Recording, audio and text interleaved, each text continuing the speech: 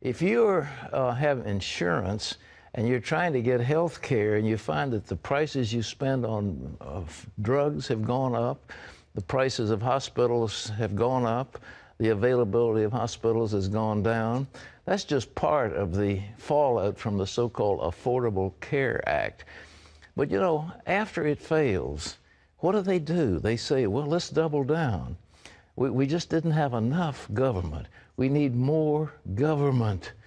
And, well, we'll see how that works out. But as we said yesterday, there's some conspiracy theorists, and maybe they're not just conspiracy theorists, who think, well, the real game is to crash this thing, and then the government comes in with a single-payer system. Well, if we get more government, apparently that's going to take the form of a system called single payer. Paul Strand has this look at just what that could mean. Some critics warn that Obamacare, with its thousands of pages of mandates, rules, and regulations, is sure to cause insurers to have to hike their prices so high, many people will have to flee them. And then there's something called the death spiral. Numerous analysts warn could crash Obamacare. If young and healthy people don't buy insurance, the insurance pool gets older and sicker. That means the younger and healthier drop out further, premiums rise, and so on until the whole system collapses. Some liberals are already saying that the problems with Obamacare mean the country should go to a different system, the single-payer plan. Some describe that as a total nationalizing or government takeover, with government being the single payer for health care and no more private insurance. Well, essentially, single payer is the government operating as the only purchaser of health care for everybody. Many senators wanted single payer but couldn't get enough votes when Obamacare was hammered out in messy negotiations. This August, Majority Leader Harry Reid said on a local Nevada show, "Don't think we didn't have a tremendous number of people who wanted a single payer system." Barack Obama has expressed support for the idea in the past. I happen to be a proponent of a single-payer universal health care plan. But despite support among some politicians and liberal pundits, critics warn single-payer has serious problems. We really just can't afford this. So that could mean that U.S. taxes would have to go up, way up. Paul Roderick Gregory writes in Forbes that to have a single-payer system like Europe, quote, Americans would pay about 45% of their earnings for federal taxes on income alone. And Tanner argues that single-payer systems lead to rationing health care. A single-payer system cannot provide unlimited health care to everyone. It would simply bankrupt the country. So it's going to have to limit care in some ways, and that's going to be sort of arbitrary top-down rationing, if you will. Tanner and others point to the problems some countries already have with single-payer, like Britain. There's about 750,000 people awaiting admission to National Health Service hospitals every year. They cancel some 50,000 surgeries every year because the patient got too sick on the waiting list for them to go forward. When you talk about healthcare reform in Britain, you know, the first thing, you know, is, well, how is your proposal going to reduce the waiting list? I mean, that's the first question they ask. In Canada today, there's about 800,000 people on the waiting list, and no less than the Canadian Supreme Court, which is hardly known as a right-wing organization, in a 2005 case said that some people were going to die while on the waiting list up there. Will the U.S. end up moving to single payer? It would be a tough sell. Obamacare is already proving massively unpopular. The president's promises of keeping your health plan and doctor haven't proven true. And critics say single payer would be even worse. The problem with a single payer system ultimately is that it means someone else besides you is going to be making decisions about your health care. Paul Strand, CBN News, Washington. Well, you better get a ticket to Vanuatu or someplace remote, because this bunch of socialists are doing everything they can. We just need to get them out of there. I mean, it's dangerous. They are destroying this great nation, which we all love. They are destroying it little by little. They're destroying foreign policy. They're destroying our reputation around the world. And now with this health care, 1/6 of the American economy is getting ready to be destroyed. But the thing that it will impact the most are the people who desperately need to have doctors and health care and hospitals. We have the best health care system in the world. Sure, it's expensive, and one of the reasons it's expensive is because the government has already been in there. If you and I were responsible for paying the bills the doctors charge, the price of health care would come down dramatically. But we don't pay. I don't pay. I've got health insurance. So the insurance company pays or doesn't pay, or the government comes in and pays and doesn't pay. But it's not me, and it's not you, and it's not the doctor involved. It is the government or an intermediary until we get it. So if I go to the grocery store and groceries are too expensive, I won't buy them. But I don't know. Do you know? As a matter of fact, I imagine many hospitals don't know what they're charging for stuff. They really don't know what it costs. But it doesn't matter because they just pass that on to the insurance company. Terry, I remember I had a knee operation. You know, I had a meniscus tear and they fixed the knee. So I get through. It's a go home, single day, same day deal. And they said, do you know how to use crutches? I said, yeah. Well, you need crutch therapy. Really? So they had 3 little steps, honestly, 3 little steps. And they said, here's a pair of crutches. Now go up those steps and go back down again. I said, sure. Boom, boom, boom, boom. Down. See you later. How much? I think it was $35 crutch therapy. Took about 5 minutes. Yeah. Hey, that's modest compared to Yeah, well, some they didn't things. ask me whether I wanted to pay for it or not, and I knew how to use crutches, and I didn't. They said, this is going to cost you $35. I said, keep your stinking crutches. Yeah. I'll get my own I'll crutches. learn this. Yeah, but that's the way it is. So, folks, we've got to control that. The other thing that's got to be done is to have tort reform. The Democrats don't want to even hear about tort reform because the lawyers lobby, the litigation arm, the trial lawyers, are one of the big funders of Democrat congressmen. And they don't want to limit the whole concept of tort reform, because they're out of control. And you find a few states that have said we're going to limit tort recovery, you know, to actual pain, suffering, actual damage and medical expenses, and forget all this punitive damage stuff. If we do that, we could save a lot of money, but nobody's even talking about that now. Well, guess what? When they do the health care, ladies and gentlemen, none other than the friendly IRS is going to handle the program. But they've got a scandal on their plate, and they're not dealing with it. So let's take a look at that now. Pat, the congressman leading the investigation into the IRS, is accusing the FBI of blocking the inquiry. The Washington Times reports Republican Darrell Issa is threatening to issue subpoenas to get information from the FBI director.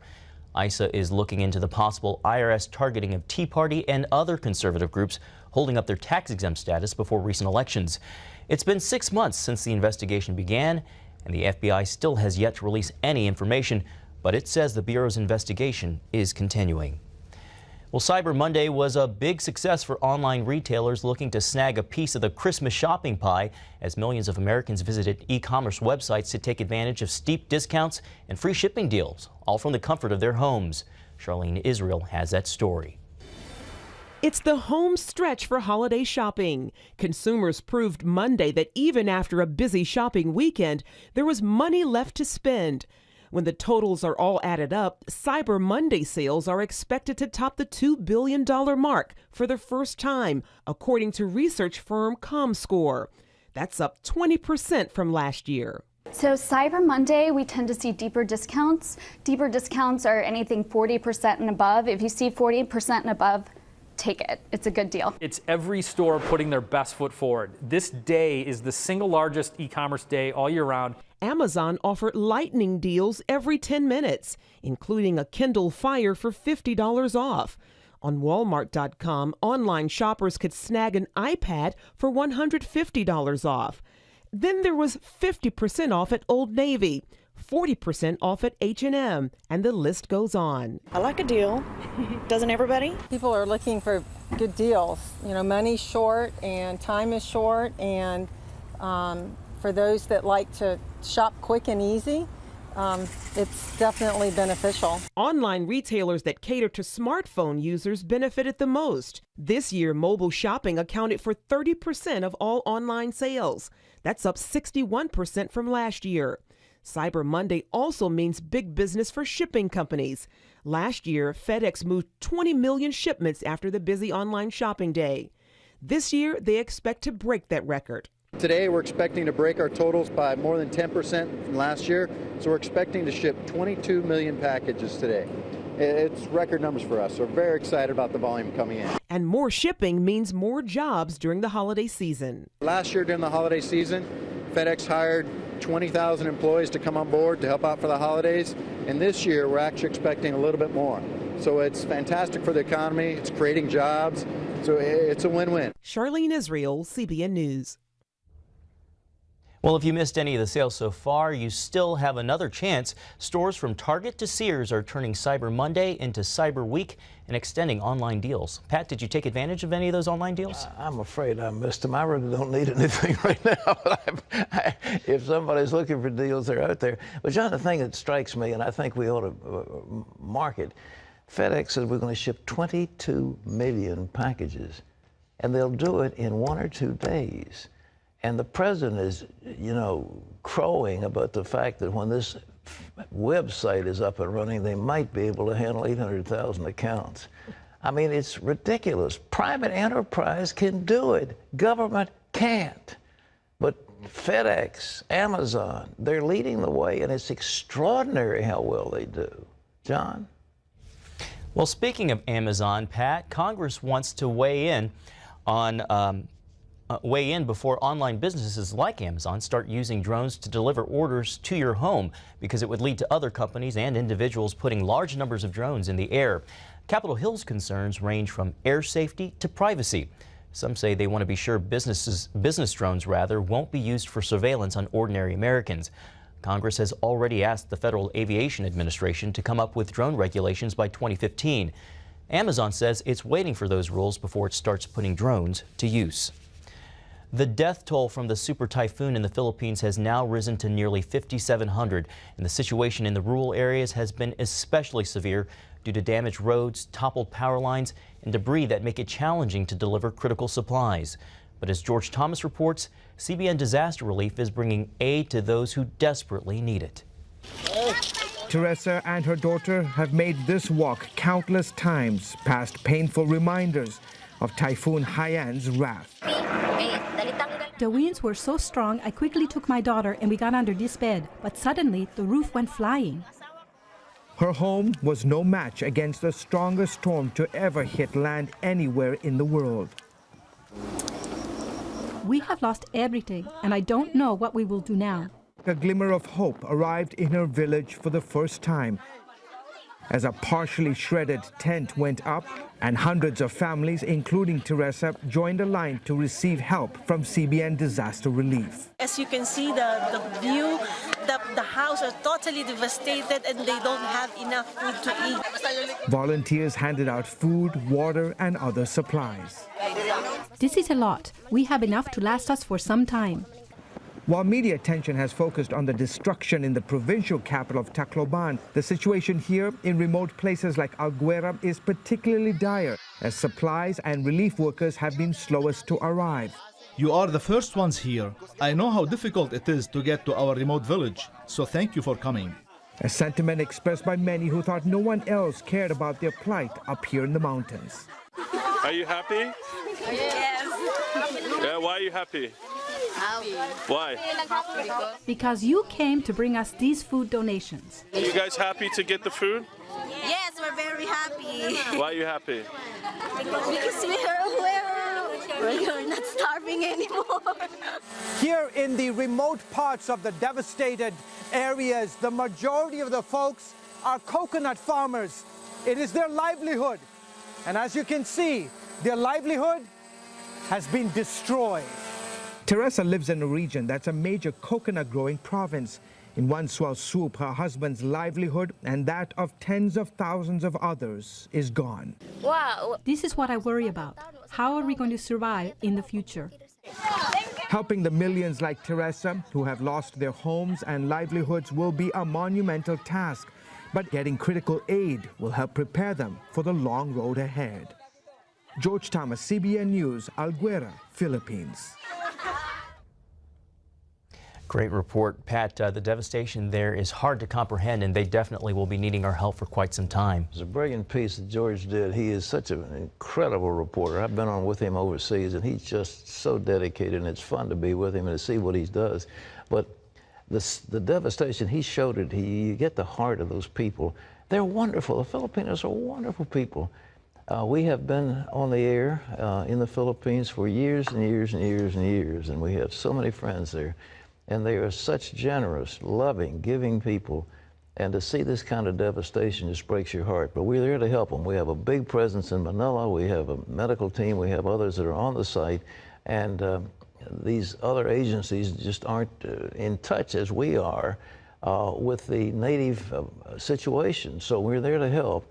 And if you want to help, it's real easy. It's the CBN's Disaster Relief Fund, CBN Center, Virginia Beach, Virginia. Or you can call in 1-800-759-0700 and log on to cbn.com. But this would be a chance to write a generous check. At Christmas, you're looking forward to a wonderful Christmas. People are shopping online, getting deals. Well, those people need your help. And all you'd have to do is pick up the phone, call in, so you can count on me, and or you can log on and we can take something electronically, no problem. So let's help those people. There's still tremendous need, and we'll do everything we can. Parents in the UK are still fuming after being told their child could be labeled racist for not attending a workshop on Islam. The Christian Institute reports students as young as 8 were not given the option to skip the class trip. Parents in Stratfordshire were outraged that the school sent a letter stating that workshop attendance was mandatory for students in grades 4 through 6. A racial discrimination label would be permanently attached to the child's school record if they missed the trip. The school later apologized for, quote, inaccuracies in the letter and told parents to disregard part of it. The death of a 7-year-old Christian boy in India is being called unthinkable. The founder of Gospel for Asia made that comment after learning of the boy's death. His name was Anmol. He was tortured to death for his faith in Christ. His body was found in a pond last week, brutally beaten. However, his cause of death was drowning. Anmol's parents last saw their son alive November 17th, leaving for Sunday school. Gospel for Asia says Christian persecution is on the rise in India. And you can always get the latest from CBN News by going to our website at cbnnews.com.